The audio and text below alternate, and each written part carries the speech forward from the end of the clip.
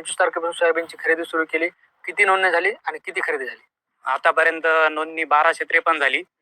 Message पाठवले 305 आतापर्यंत. त्याच्यामध्ये 21 शेतकऱ्याची खरेदी झाली.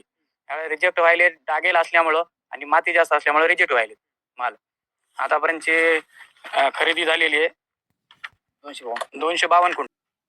नाफेडच्या माध्यमातून ही खरेदी केंद्र सुरुवात करण्यात आली. या महाराष्ट्रामध्ये सगळीकडे 25 डिसेंबर 2025 पासून खरेदी केंद्र सुरू झालेली आहे.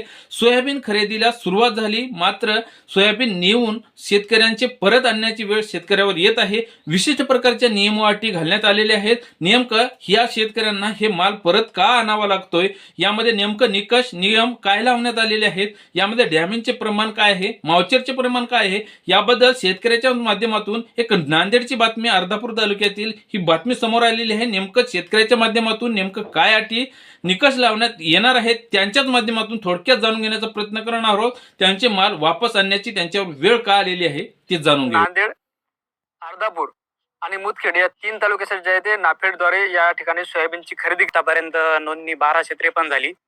मेसेज पाठवले 305 आतापर्यंत. त्याच्यामध्ये 21 शेतकऱ्याची खरेदी झाली.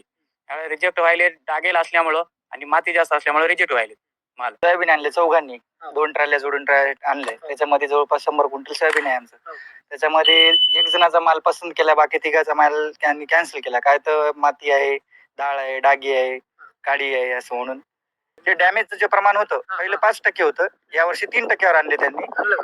आमचं सॅम्पल घेतल्यानंतर ते 3% पाहतायत, माती 2%च पाहतायत. तर ते 100 ग्राम घ्यायले, 100 ग्राम मधून माती निसून काढायचे, डागी निसून काढायचे, वजन करून पॅरामीटरनं त्यांनी त्यांच्या निकषामध्ये बसेल तर पास करायचं, नाही तर रिजेक्ट करायचं. खाजगी बाजारपेठेमध्ये नाफेडचं हे केंद्र चालू व्हायच्या आधी 47-48 भाव होता. हे चालू झाल्यावर 2-3 दिवस भाव राहिला 47-48. माती यायची निकष 3%वर आल्यामुळे माल जास्त रिजेक्ट करू लागले. त्याच्यामुळे आता व्यापाऱ्यानं 43-4000 असे भाव ठेवलेले आहेत. म्हणजे या सरकारला खरेदी करायचं नसेल तर ही खरेदी करत असताना किंवा नोंदणी करत असताना अगोदरच उशीर केला. त्यामध्ये विशिष्ट साऱ्या नियम अटी घालण्यात आल्या. त्या असताना नोंदणी करत असताना फिंगरप्रिंट आणण्यात आले किंवा चेहऱ्याच्या माध्यमातून याला नोंदणी करण्यात येणार आहे. आणि त्याचबरोबर डिजिटल सातबारा अशा विशिष्ट साऱ्या नोंदणी करताना विशिष्ट प्रक्रिया त्यामध्ये नियम अटी घालण्यात आले. नोंदणी झाली, त्यानंतर सोयाबीन खरेदी केंद्रावर नेले. सोयाबीन खरेदी केंद्रावर नेल्यानंतर परत आणण्याची वेळ शेतकऱ्यावर येत आहे.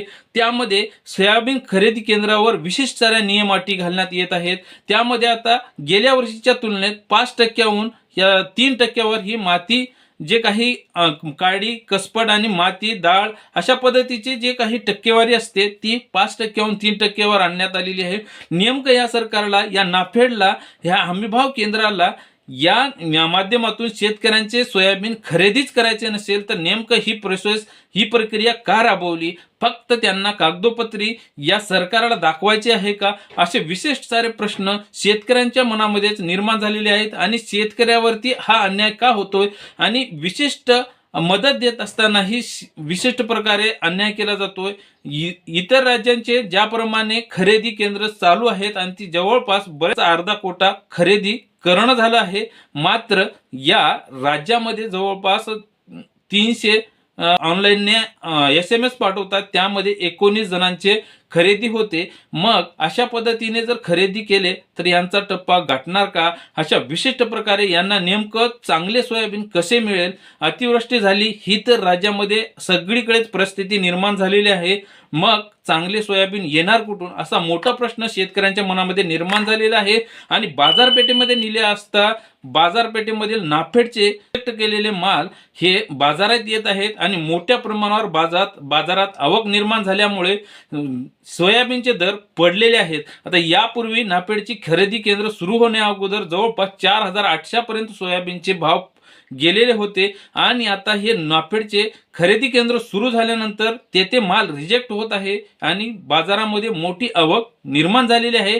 तेव्हा आता बाजारातील जे काही सावकारी आणि बाजार व्यापारी आहेत ते सोयाबीनचे भाव पाडण्यात आलेले आहेत. साधारणली या सोयाबीनला 4300 ते 4100 पण 4000 पर्यंत भाव ह्या शेतकऱ्यांचं सोयाबीन विकलं जात आहे. नेमकं ही परिस्थिती का निर्माण झाली हेच याला सरकार जबाबदार आहे आणि यामध्ये नियम निकष अटी हे शिथिल करून त्यामध्ये विशिष्ट प्रकारची जी 5% मर्यादा आहे या शेतकऱ्यांचे सर्व माल सरसकट खरेदी करावे अशीच एक माफक अपेक्षा या सरकारकडून करूयात.